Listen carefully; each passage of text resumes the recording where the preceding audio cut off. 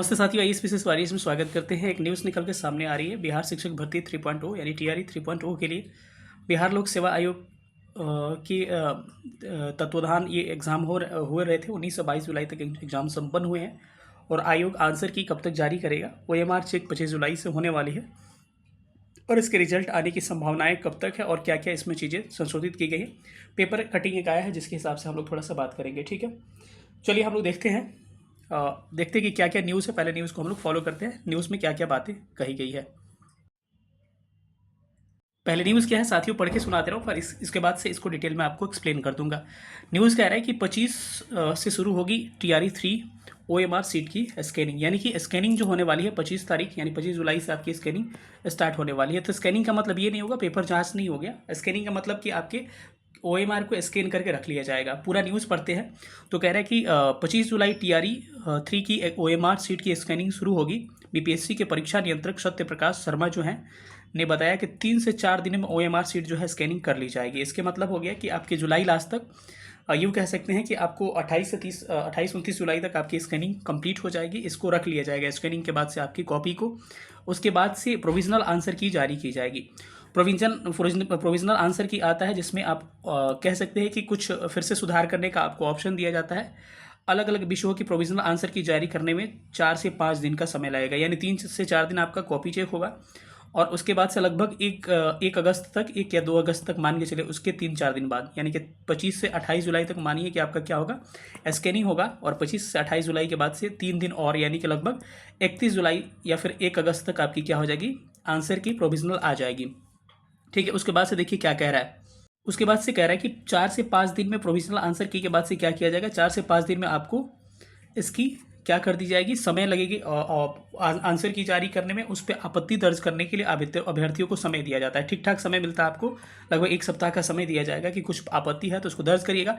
और ऐसे कंडीशन में हम भी आपके साथ हरदम रहेंगे। जहाँ भी आपको ऑप्शन में डाउट लगता है, अगर आपके सोर्स आपके पास होंगे तो सोर्स हमको भेजिएगा। अगर आपके पास सोर्स नहीं होंगे तो सोर्स मैं खुद खोज के आपको आयोग को क्या करूँगा, उसका प्रोविजनल आंसर की के बाद से हम खुद आपके साथ जाएंगे। लेकिन वैसे ही प्रश्न जो आपके फेवर में होंगे, ऐसा नहीं कि कुछ भी लगाए हैं कि सर इसको भी कर दीजिए, ऐसा नहीं। जिसके पुख्ता सबूत होंगे, लगता है कि हाँ एनसीईआरटी के हिसाब से या फिर किसी दस्तावेज के हिसाब से बदला जा सकता है, बिहार सरकार का कोई रिपोर्ट के हिसाब से, आपत्ति विचार करने के बाद आंसर की को संशोधित करके दूसरी प्रोविजनल आंसर की जारी किया। देखिए कई लोगों के बात पता नहीं, मुझे पता है, पहली बार में प्रोविजनल आंसर की आता है, उसके बाद से फिर क्या होता है, इसमें संशोधन किया था, फिर से दूसरी बार फिर से एक आंसर किया था, वो भी फाइनल नहीं होता है। उसमें भी आपको कहा जाता है कि 500 पर क्वेश्चन, 500 पर क्वेश्चन पे आप फिर से संशोधन कर सकते हैं। और इसके बाद भी मैंने पिछली बार लगवाया था तो फिर से 4-5 क्वेश्चन लोगों को बदले थे और उसके आधार पर उनका रिजल्ट भी हुआ था। तो इसके बाद फिर अगर पहली बार में आयोग नहीं बदलता, दूसरी बार में फिर से आप आपत्ति लगाइए और पर क्वेश्चन आपको 500 आपको करने पड़ते हैं और उसके आधार पे आपको क्या किया जाएगा, आपको फिर से एक आंसर की रिजल्ट आने से पहले जारी होगी। ठीक है, उसके बाद अंतिम आंसर की जारी की जाएगी, एक फाइनल आंसर की, मतलब कि पहले प्रोविजनल फिर प्रोविजनल, उसके बाद से थर्ड स्टेप में आएगा फाइनल आंसर की। और फाइनल आंसर की जब आ जाएगा तभी ना कॉपी का मूल्यांकन हो पाएगा कि किस आंसर को आयोग ने क्या माना है। फिर से कॉपी का मूल्यांकन किया जाएगा, होने के बाद से रिजल्ट जारी करने की प्रक्रिया शुरू कर दी जाएगी। मतलब रिजल्ट जारी तब तक नहीं हो पाएगी जब तक, कब तक, जब तक परीक्षा में विभिन्न आरक्षित वर्गों को दिए जाने वाले आरक्षण प्रतिशतता के बारे में सरकार और सामान्य प्रशासन विभाग स्पष्ट करके बीपीएससी को सूचित नहीं कर देता है। इसका मतलब कि 75% आरक्षण वाली जो बातें चल रही है वो बिहार सरकार ने उसको रद्द किया था। इसको रद्द किया गया था हाईकोर्ट के द्वारा, फिर से अपील किया है आपको सुप्रीम कोर्ट में, अभी विवाद चल रहा है। तो जब तक ये सुरक्षित रहेगा उसके पास ये इसका ये मतलब कि केस, तब तक आपको किसी भी तरह की क्या होगी, आपको इसमें ये नहीं किया जाएगा, संशोधन रिजल्ट तब तक नहीं आ पाएगा। अब इसका डिटेल थोड़ा सा आपको डिटेल में बात करते हैं। अब पूरी प्रक्रिया को मैं डिटेल में आपको समझा दे रहा हूँ, पूरी प्रक्रिया आपकी क्या होने वाली है। पहले प्रक्रिया कह रहे हैं कि सबसे पहले आपको कॉपी की स्कैनिंग कितने आंसर ओएमआर की स्कैनिंग कब से होगी, 25 जुलाई से। 25 जुलाई के जस्ट 3 के दिन के बाद से, 3 दिन के बाद से यानी कि 28 जुलाई तक क्या हो जाएगा, आपका स्कैनिंग कंप्लीट हो जाएगा 28 जुलाई तक। उसके बाद से फिर 3-4 दिन में यानी कि 31 जुलाई से लेकर लगभग कह सकते हैं कि 1 अगस्त तक आपके क्या की जाएगी स्कैनिंग के बाद से फर्स्ट प्रोविजनल आंसर की आएगा, फर्स्ट प्रोविजनल आंसर की आने वाला है। ठीक है, उसके बाद से फिर से आपसे आपत्ति मांगी जाएगी, आपत्ति में आपको समय भी दिया जाएगा ठीक ठाक। और उसके बाद से फिर से आपकी सेकंड प्रोविजनल आंसर की आएगी, सेकंड प्रोविजनल आंसर की आएगी।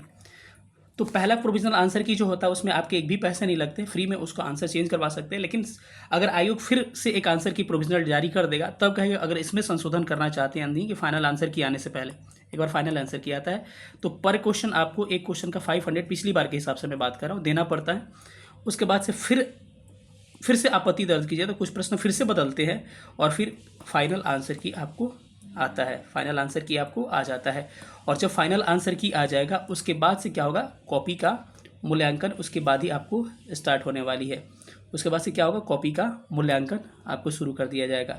कॉपी का मूल्यांकन स्टार्ट किया जाएगा, कॉपी के मूल्यांकन शुरू कर दिया जाएगा और मूल्यांकन के बाद से क्या होगा, कॉपी को मूल्यांकित करके फाइनल आंसर की के आधार पे, किस आधार पे, फाइनल आंसर की के आधार पे कॉपी को मूल्यांकित करके क्या किया जाएगा, उसको सुरक्षित रख लिया जाएगा और रिजल्ट तब तक जारी नहीं किए जाएंगे जब तक कि कोर्ट के जो आरक्षण का 75% का जो कोटा है, अभी जो 65 बिहार सरकार किया था, तो उसको जो सुप्रीम कोर्ट में जो चल रहा है वाद, जब तक इसका स्पष्ट नहीं किया जाए। मैं आपके लिए क्या कर सकता हूँ, जो भी आंसर की गलत होगा, जहाँ भी प्रॉब्लम आएंगे, मैं आपके साथ हूँ, मेरे को साक्ष्य भेजिएगा, मैं आपको सोर्सेज प्रोवाइड कराऊंगा, ईमेल आईडी या फिर कुछ बताऊंगा।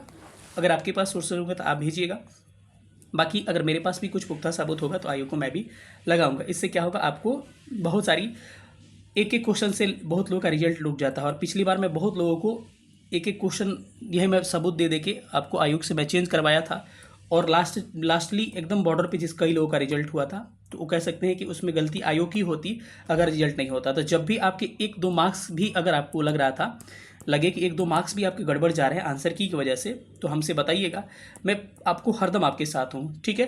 तो इन सब बातों को हम लोग ध्यान देंगे। बाकी TRE 4 के लिए भी जो भी प्रक्रियाएं होंगी, जल्दी से जल्दी मैं कुछ क्लासेस धीरे धीरे स्टार्ट करने की कोशिश करूँगा, ठीक है। चलिए, सेशन को ज़्यादा लंबा नहीं करते हुए फिर से हम लोग मिलेंगे अगले वीडियो में। तब तक अपना ख्याल रखिएगा। सेशन देखने थैंक यू सो मच। जय हिंद।